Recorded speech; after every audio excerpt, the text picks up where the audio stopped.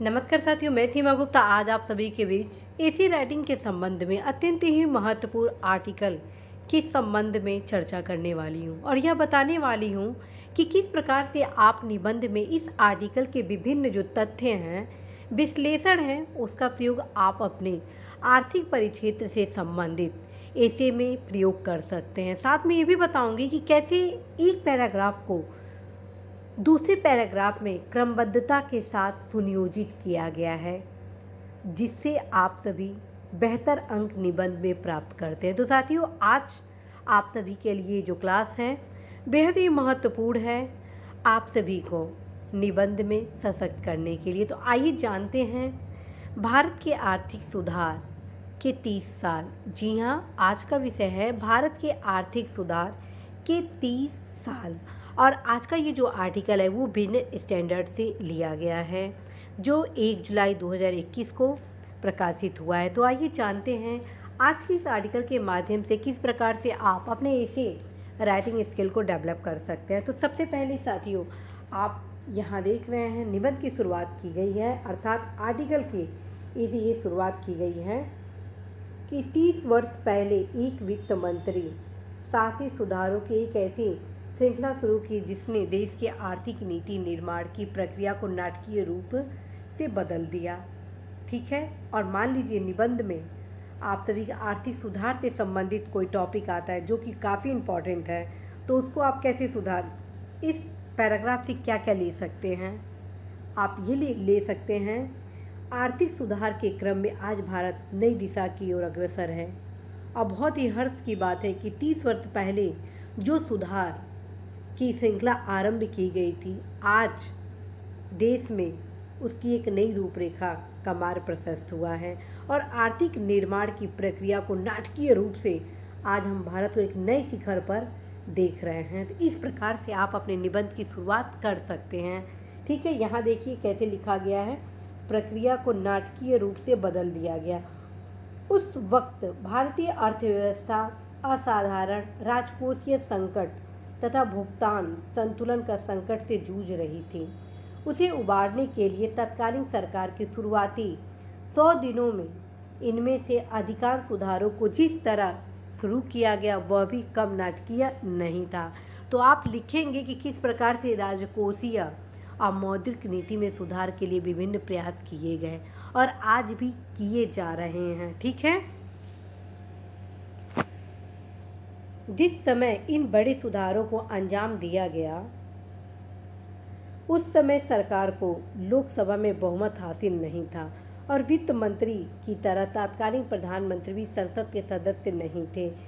संकट इतना बड़ा था कि इस निर्णय को राजनीतिक उपयुक्तता पर सवाल उठाए गए। प्रधानमंत्री नवंबर 1991 में एक उपचुनाव के जरिए लोकसभा पहुंचे और वित्त मंत्री भी लगभग उसी समय असम से राज्यसभा में पहुंचे। ठीक है, ये कई बार क्वेश्चन प्रारंभिक परीक्षा में सामान्य अध्ययन में पूछा जाता है कि जब आर्थिक सुधार किया गया उस समय भारत के प्रधानमंत्री कौन थे, उस समय वित्त मंत्री कौन थे और राज्यसभा कहाँ से वे उपचुनाव जीते। तो ये तीनों जो क्वेश्चन है ये आपके सामान्य अध्ययन के लिए भी काफ़ी महत्वपूर्ण है।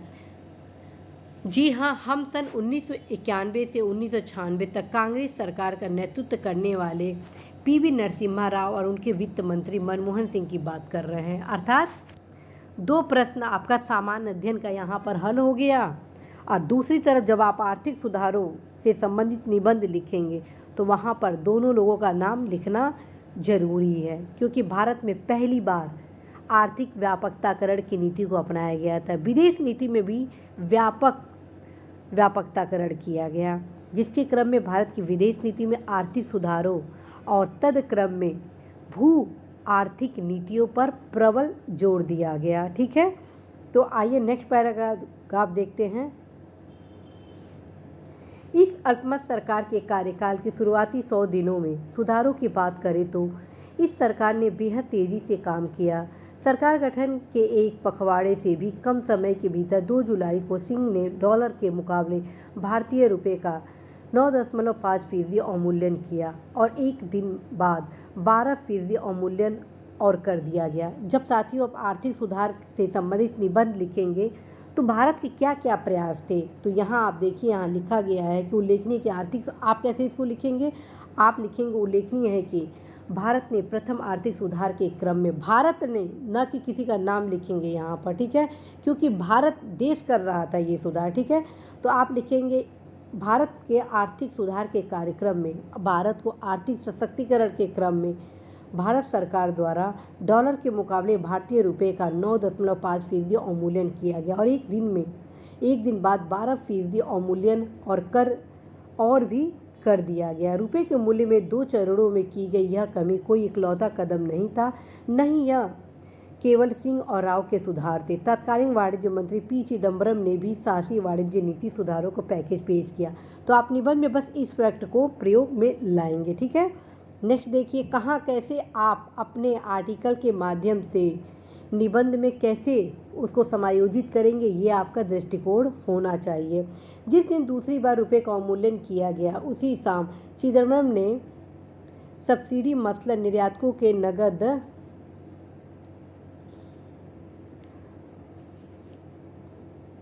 क्षतिपूर्ति समर्थन समाप्त कर दिया, वह अनुपूरक लाइसेंस हटा दिया। ये सब सारे सुधार थे। अनुपूरक लाइसेंस हटा दिया गया, नगद क्षतिपूर्ति समर्थन समाप्त कर दिया जो आयात सुविधाओं के साथ निर्यातकों की मदद करता था, और राज्य व्यापार निगम को कई वस्तुओं के आयात पर एकाधिकार से वंचित कर दिया गया। राज्य व्यापार निगम को कई वस्तुओं के आयात पर एकाधिकार से वंचित कर दिया गया।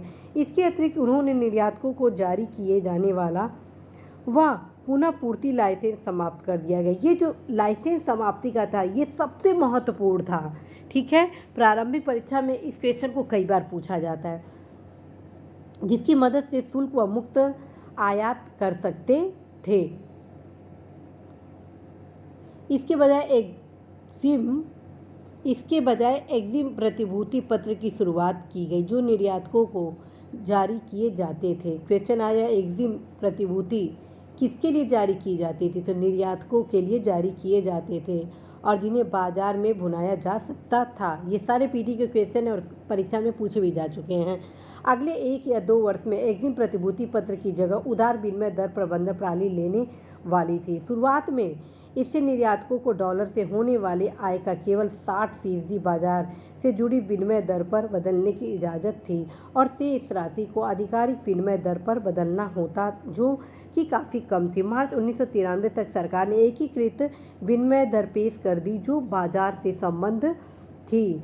अब निर्यातक डॉलर में होने वाले संपूर्ण आय को बाजार से संबंध विनिमय दर पर बदल सकते थे। हालांकि भारतीय मुद्रा का अवमूल्यन किया जा चुका था और व्यापार नीति में सुधार करके निर्यात को अधिक प्रतिस्पर्धी बनाया गया था, लेकिन सिंह के सामने अभी बड़ी चुनौती थी। जुलाई के पहले सप्ताह देश का विदेशी मुद्रा भंडार घटकर केवल 1 अरब डॉलर रह गया था और यह मात्र 3 सप्ताह के आयात के लिए ही था। ये जो लाइन है फ्रेंड्स, आर्थिक सुधारों क्रम में अवश्य अपने निबंध में डालेंगे, लिखेंगे। उल्लेखनीय है कि भारत 1990 के दशक में घोर आर्थिक संकट के दौर से गुजर रहा था। अब बहुत विडंबना थी कि विदेशी मुद्रा भंडार, देश की विदेशी मुद्रा भंडार घटकर केवल 1 अरब डॉलर रह गया था और यह मात्र 3 सप्ताह के आयात के लिए ही था, ठीक है। तो ये जो फैक्ट है इसको भी आप अपने आर्थिक सुधारों से संबंधित निबंध में अवश्य ही समायोजित करेंगे। अब आप देखिए नेक्स्ट पैराग्राफ का कैसे शुरुआत किया गया है, जो कि निबंध का सबसे बेस्ट पार्ट है। मामला और जटिल हो गया। अब यहाँ देखिए कैसे एक पैराग्राफ को दूसरे पैराग्राफ से कोरिलेट किया गया है। मामला और जटिल हो गया जब अनिवासी भारतीयों ने अपने जमा की निकासी शुरू कर दी। इसी विदेशी मुद्रा भंडार की स्थिति और खतरनाक हो गई। वित्त मंत्री ने भारतीय रिजर्व बैंक के पास रखा सोना गिरवी रखने का निर्णय लिया। 6 जुलाई और 18 जुलाई के बीच सोने की आरबीआई के भंडार से निकालकर लंदन ले गया गया और 3 अलग अलग चरणों में बैंक ऑफ लंदन के पास गिरवी रख दिया गया। इससे सरकार को करीब 60 करोड़ डॉलर का ऋण मिला। सिंह ने 24 जुलाई को अपना पहला बजट पेश किया, जिसने आने वाले वर्षों में जरूरी आर्थिक सुधारों को रेखांकित करते हुए राजकोषीय घाटा कम करने की एक महत्वाकांक्षी योजना क्रियान्वयन का निर्णय लिया गया। सन 1990-91 में राजकोषीय घाटा जीडीपी का 7.6% था। सन 1991-92 में इसे घटकर 5.4% किया, जो एक वर्ष में हासिल किया गया था। ठीक है, तो ये जो फैक्ट आप नीचे देख रहे हैं ये भी आप अपने निबंध में शामिल कर सकते हैं। ठीक है, आज आप सभी को बताया जा रहा है कि किस प्रकार से आप निबंध में आर्टिकल का प्रयोग कर सकते हैं, आर्टिकल के किस किस तत्वों का प्रयोग कर सकते हैं। अब इस क्रम को आगे बढ़ाते इस पैराग्राफ को आगे देखते हैं। और आगामी वर्षों में भारतीय कंपनियों के काम करने के तरीके में आमूलचूल बदलाव की बात शामिल थी। 18 विशिष्ट समूहों को छोड़कर सभी क्षेत्रों के लिए औद्योगिक लाइसेंसिंग समाप्त कर दी गई थी। ये भी परीक्षा में जीएस के क्वेश्चन में पूछा जाता है। 18 विशिष्ट समूहों को छोड़कर सभी क्षेत्रों के लिए औद्योगिक लाइसेंसिंग समाप्त कर दी गई थी, जिसका आप उपयोग निबंध में भी करेंगे आर्थिक सुधारों से संबंधित ऐसे में। ठीक है, एकाधिकार एवं अवरोधक व्यापार व्यवहार अधिनियम द्वारा संचालित कंपनियों की परिसंपत्ति सीमा एक झटके में समाप्त कर दी गई। सार्वजनिक क्षेत्र के एकाधिकार में भारी कटौती की गई। इससे निजी क्षेत्र को उन 10 क्षेत्रों में प्रवेश का अवसर मिला जो पहले उसकी पहुंच से दूर थे। 34 उद्योगों में 51% विदेशी निवेश को स्वतः मंजूरी दी गई। निजी कंपनियों को विदेशी उपक्रमों के साथ तकनीकी समझौतों के लिए सरकार की मंजूरी से मुक्त किया गया। सबसे अहम बात, सरकारी उपक्रमों में सरकार की हिस्सेदारी को क्रमशः कम करने को लेकर नीति घोषित की गई। कुछ वर्ष पश्चात वित्तीय क्षेत्र में और सुधार घोषित किए गए, जो आरबीआई के पूर्व गवर्नर एम नरसिम्हा की अध्यक्षता वाली समिति की अनुशंसाओं पर आधारित थे। इसी निजी क्षेत्र के नए बैंकों की राह आसान हुई और विकास वित्त संस्थान चरणबद्ध ढंग से बाहर हुए। आने वाले 3 दशकों में राजकोषीय, व्यापार और औद्योगिक नीतियों में और सुधार किए गए। अर्थात आप जो मैं समाधान पक्ष बोलती हूँ, ठीक है, उसमें भी आप ऐसे भविष्य के लिए प्रयोग कर सकते। लिखेंगे कि उल्लेखनीय है कि यदि हम राजकोषीय, व्यापार और औद्योगिक नीतियों में और भी सुधार को व्यापक बनाएं तो निश्चित रूप से भारत की अर्थव्यवस्था सशक्त हो सकती है। तो इस फैक्ट को न सिर्फ आर्थिक सुधारों में प्रयोग कर सकते हैं, बल्कि आगामी अर्थव्यवस्था से संबंधित किसी भी टॉपिक में सुझाव के क्रम में, समाधान के क्रम में इसका प्रयोग आप कर सकते हैं। तब जानते हैं नेक्स्ट, तो शायद ऐसा इसलिए हुआ क्योंकि सन 1991 में राव सरकार के सामने जो संकट था वह भी असाधारण था, परंतु सुधारों को लेकर इन्होंने जो प्रारूप बनाया था उसका अगले 3 दशक तक आने वाली सभी सरकारों और वित्त मंत्रियों के अनुसरण किया। यानी सभी वित्त मंत्रियों ने राजकोषीय शुद्धिकरण के मार्ग का अनुसरण किया। हालांकि उन्होंने इसके लिए अलग अलग लक्ष्य तय किए। केंद्र सरकार द्वारा आरबीआई से तदर्थ ट्रेजरी बिल के जरिए प्रत्यक्ष उधारी लेना बंद करने का विचार 1994 में मनमोहन सिंह ने ही दिया था, लेकिन इस पर क्रियान्वयन 1997 में चिदम्बरम ने किया, जो तब संयुक्त मोर्चा सरकार के वित्त मंत्री थे। सन 1997 में प्रत्यक्ष कर दरों को 3 दरों वाले ढांचे के साथ तार्किक बनाया गया और उच्चतम दर 30% रखी गई। अप्रत्यक्ष कर के मोर्चों पर अटल बिहारी वाजपेयी सरकार के वित्त मंत्री यशवंत सिन्हा ने 1998 से 2002 के बीच दरों को कुछ व्यापक दायरों में करके तार्किक बनाया। वह ढांचा अभी अक्षुण्ण है। हालांकि भविष्य में सुधार के प्रयास किए गए और संशोधित मूल्य वर्धित कर योजना का दायरा बढ़ाया गया, जिससे अर्थव्यवस्था और कारोबारियों को कई तरह से लाभ हुए। इस प्रक्रिया ने वस्तु और सेवा कर अर्थात जीएसटी प्रणाली की मांग को जन्म दिया और लंबे इंतजार और काफ़ी बहस के बाद 2017 में मोदी सरकार के पहले कार्यकाल में अरुण जेटली ने इसे पेश किया। ठीक है, ये भी क्वेश्चन आ सकता है कि जीएसटी कब पेश हुआ। ठीक है, जीएसटी का क्रियान्वयन सही नहीं रहा और नई अप्रत्यक्ष कर व्यवस्था के अपूर्णताओं के कारण भारतीय अर्थव्यवस्था को वे लाभ नहीं मिले जो आमतौर पर ऐसी स्थिति में मिलते हैं।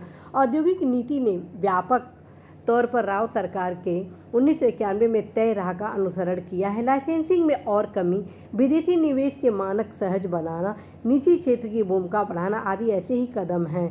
ये तीनों जो आपको उपाय बताए जा रहे हैं, लाइसेंसिंग में और कमी, विदेशी निवेश के मानक को सहज बनाना, निजी क्षेत्र की भूमिका बढ़ाना, ये तीनों आप आर्थिक सुधार के क्रम में अपने समाधान में डाल सकते हैं। ठीक है, वाजपेयी सरकार ने करीब 1 दर्जन उपक्रमों के निजीकरण का प्रयास किया, लेकिन उसे राजनीतिक प्रतिरोध का सामना करना पड़ा। मोदी सरकार ने निजीकरण के विचार को नए सिरे से अपनाया, लेकिन क्रियान्वयन फिर भी धीमा है। 2004 में वाजपेयी सरकार का कार्यकाल समाप्त होने के बाद कोई नया निजीकरण पूरा नहीं हुआ है। सन 1991 में तय हुए सुधार के पथ में विचलन भी देखने को मिला है। अब बताइए, जब आप सभी को मैं बताती हूँ चुनौतियों के संबंध में लिखना है, ठीक है, तो आप चुनौतियों को किस वाक्य से आरंभ करेंगे? आप ये लिख सकते हैं जैसे मान लीजिए कोई भी आपका एसे है, चाहे वो महिला सशक्तिकरण हो, पर्यावरण प्रदूषण हो, आत्मनिर्भर भारत हो, राष्ट्र निर्माण की समस्या हो, या कृषकों की समस्या हो, या कोई भी टॉपिक हो, तो जब चुनौती वाला पार्ट आप लिखेंगे तो उसको इस तरह भी आरंभ कर सकते हैं कि विभिन्न उपलब्धियों के बावजूद भी ये प्रयास सुधार के पथ से विचलन भी देखने को मिला है और आज हम विभिन्न चुनौतियों को देख रहे हैं। तो साथियों, कुछ ऐसे वाक्य होते हैं जिनको आप प्रयोग अपने निबंध में कर सकते हैं। देखिए कितना शानदार ये लाइन लग रहा है। सन 1991 में तय हुए सुधार के पथ से विचलन भी देखने को मिला। ठीक है, अब जो चुनौती होगी इसमें आप देखेंगे एक दो चुनौतियाँ। ठीक है, व्यापार नीति के लिए सुधार में एजेंडे का प्रतिरोध हुआ है और 2018 के बाद से आयात शुल्क दरें बढ़ी हैं। मोदी सरकार के आत्मनिर्भर भारत बनाने के एजेंडा बनाने के कारण न केवल कुछ वस्तुओं के लिए आयात टैरिफ बढ़ा है, बल्कि विभिन्न क्षेत्रों में निवेश बढ़ाने के लिए विवेक आधारित प्रोत्साहन व्यवस्था की भी वापसी हुई है।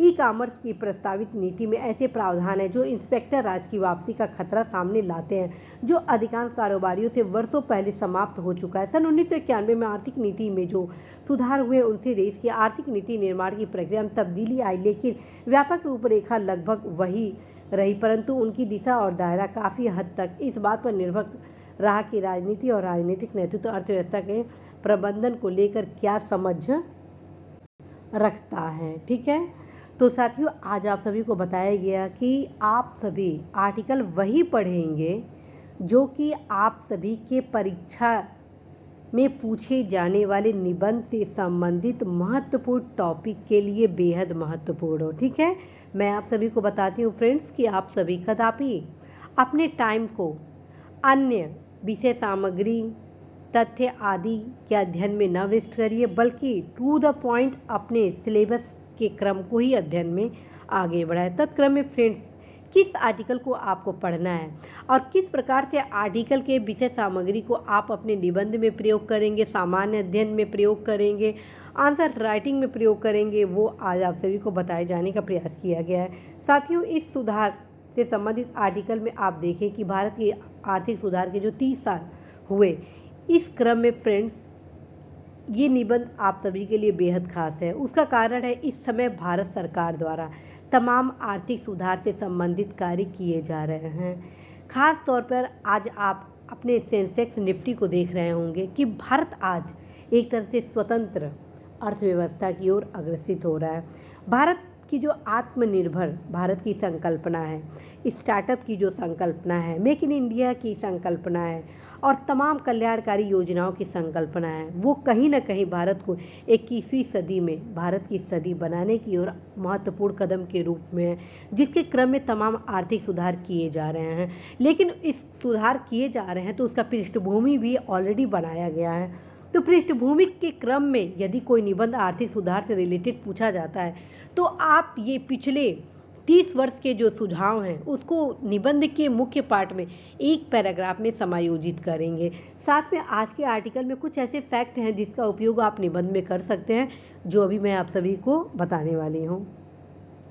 अब यहाँ पे इसी आर्टिकल में आप देखेंगे एसडीआई रिपोर्ट के मुताबिक उपलब्ध ताज़ा आंकड़े। ठीक है, और स्रोत क्या है? यूएनडीपी। महिलाओं की भागीदारी। मैं हमेशा कहती हूँ साथियों, भारत को यदि सशक्त बनाना है तो देश की आधी आबादी को भी आगे करना होगा, अर्थव्यवस्था में उनकी सहभागिता को आगे बढ़ाना होगा। वर्तमान आप यूएनडीपी और एसडीआई रिपोर्ट के अनुसार भारत की महिला कामगारों की भागीदारी दर आप यहाँ पे देख रहे हैं 25 और यहाँ 20.3 यहाँ पर अन्य देशों की तुलना में देख रहे हैं। ठीक है, तो ये किस प्रकार से ये फैक्ट का प्रयोग करेंगे ये ऑलरेडी मेरे द्वारा आप सभी को बताया जा चुका है। अब अन्य कुछ फैक्ट हैं उन्हें भी देखिए।